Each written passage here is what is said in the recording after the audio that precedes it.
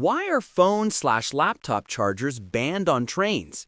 Think train outlets are banned? Not really. Policies vary.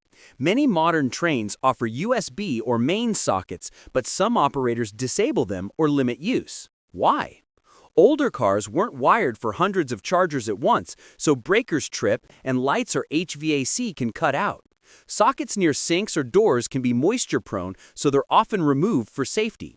Cheap or damaged chargers do overheat. A few smoke incidents made railways tighten rules. Power on trains also fluctuates, which stresses low-quality adapters and creates nuisance faults. Add crowding at peak times, and staff will cap high-wattage draw to keep systems stable. Crucially, bans you hear about often target big loads or risky batteries, e-bikes, scooters, not phones or laptops. The move?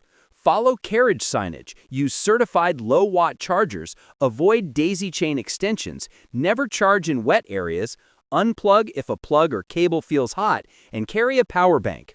Safety first, but blanket no charging isn't the norm.